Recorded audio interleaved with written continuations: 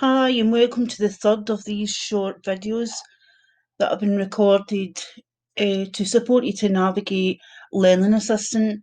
Today we're going to focus on the contact diary and how the assessor will use that and how you can navigate through that as well. Okay, so I'm going to click on this candidate's portfolio and it'll take me straight into the portfolio builder. And as I said, today we're concentrating on the contacts. So if we click on that tab, it brings us into the contact diary.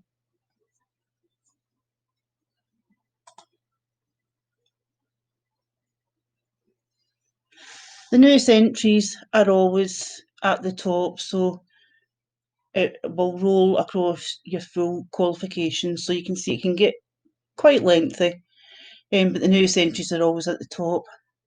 I think the first thing to see is that there is a sort of colour coding system that we're using. It just helps distinguish between the different types of messages that your assessor will send you. So if assessor has set you a new piece of work and has attached an assessment plan, you'll find that these are always green. So if you see a green contact diary entry, you know there's a new piece of work for you to get started on.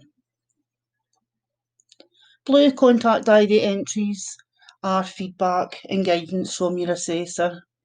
So this will usually be either you've submitted a piece of work and your assessor is giving feedback because they want you to make additions to the piece of evidence that you've uploaded. And also here the assessor will let you know when a piece of evidence is complete. So here we can see that this candidate's reflective account on an instant has been accepted as complete. Okay, so within a contact diary entry, the first part here is you'll get a description, which is a short and specific note on what the diary entry is. You have your feedbacks section here where you'll get some guidance and support from your assessor.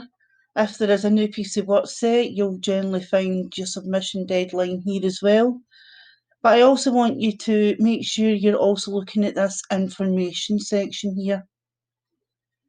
Now, all contact diary entries will have to be acknowledged by yourself. So when you first read a contact diary entry, it will say here not acknowledged and there'll be a red cross. So once you've read the diary entry, if you click on it, it will turn green and that lets your assessor know that you've read the contact diary entry. Related items are always the items that relate to the message. So the related item here would be this incident reflective account. Other things that are held within the information box. This one here is an assessment plan. So an assessment plan will always be a related document. So if you click on that and open that up, that will open the assessment plan. And when there is an assessment plan, there will also be a related form which you have to accept. So if I just open up this related form, this has been completed by this candidate, but if I open this up, this is a new thing that we have in place. Previously, before, what would happen would be that you would have to sign the assessment plan and then your assessor would have to scan and upload that to the system. We're trying to minimise as much paper use as we can, and so we've put this in place. So by checking the box below here, you are accepting the assessment plan, and that's in place of you signing the assessment plan. So once you click accept, go to save and submit, and then close.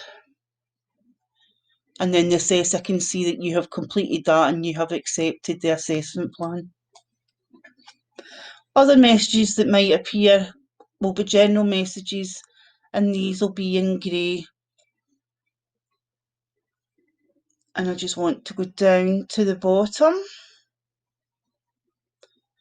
So when you first start your award, your assessor will ask you to sign the candidate declaration.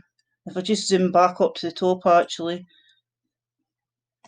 you can see here, if I clicked on this button, declaration, there's a statement about malpractice and plagiarism. And so you're accepting that everything that you're going to upload is going to be your own work. So that's the first thing you're probably going to do within the contact diary. And that's the first thing that happens here. After that, you will have an induction with your assessor. And she will then upload that to the contact diary. So you can see here's the candidate induction programme, which has been completed. And there's 2 sets of forms that you have to complete. So you have your induction programme, which will be completed by your assessor, but the one you have to complete is your service level agreement. So if I just open that up, just so that you can see it, it's a contract between you, the candidate, your employer manager, and the assessor. So it's just detailing that you understand what the qualification is, you understand the timeframes, that you've got to be in regular contact with your assessor, etc. So if you come in here and read your statement, go down to the bottom and check the box and accept. So I'm just going to do that. So I'm accepting to the agreement that's made. So there's also an agreement for your assessor, and there's one that will get your employer to do as well. So we're going to save and submit that.